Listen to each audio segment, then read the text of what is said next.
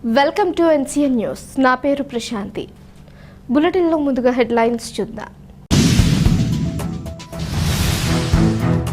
పేద కుటుంబాల అభివృద్ధి కోసం పనిచేద్దాం. Joint collector Chinnaramudu.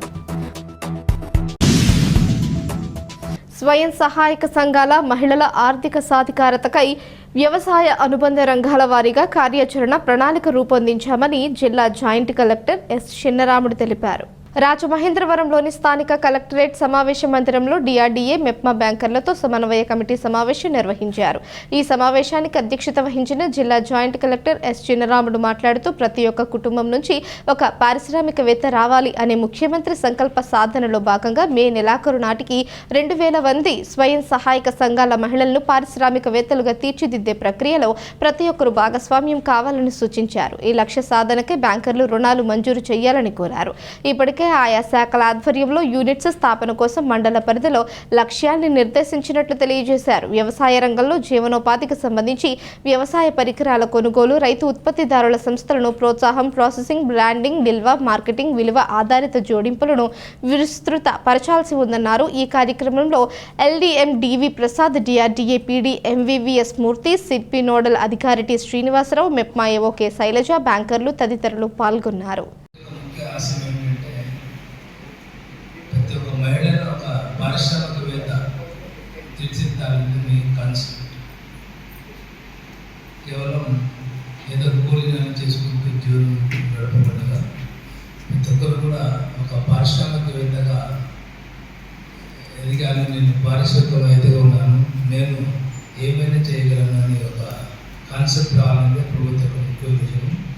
వాటికి సంబంధించి వాళ్ళ అభిప్రాయాల మీద వారికే వదిలిపెట్టాలి.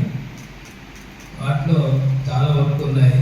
స్కీమ్స్లో కూడా కొందరు మ్యానుఫ్యాక్చరింగ్ యూనిట్కు ఇష్టపడతారు, కొందరు కేవలం మ్యానుఫ్యాక్చర్ చేయడానికి ఇష్టపడతారు, కొందరు సర్వీస్ చేయడానికి ఇష్టపడతారు, కొందరు ఇన్కమ్ జనరేటెడ్ కేవలం నా డబ్బు వస్తే చాలనుకుంటారు, ఇన్కమ్ జనరేట్ యూనిట్కి ఇష్టపడతారు.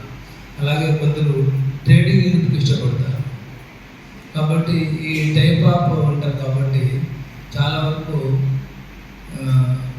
ఎక్కువ మంది వాళ్ళ యొక్క అవసరాన్ని బట్టి కొందరు నర్సింగ్, హాస్పిటాలిటీ ఇటువంటి సర్వీస్ యూనిట్ చేయడానికి ఇష్టపడతారు.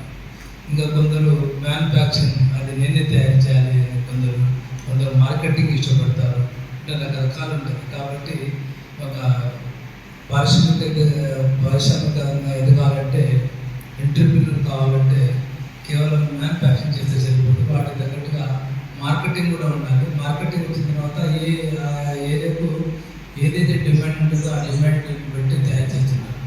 కొందరు అక్కడే మ్యానుఫ్యాక్చర్ చేసి ఏరే ప్లేస్కు మార్కెటింగ్ చేస్తున్నారు.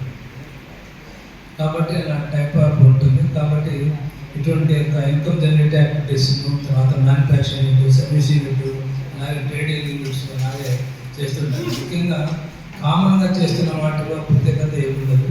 కాబట్టి ముఖ్యంగా ఇప్పటివరకు స్త్రీలు ఏ రంగాలలో ఇంకా ఎంటర్ కాలేదు, మీకు తెలిసిన చెప్పు, ఏ రంగాలలో ఎంటర్ కాలేదు.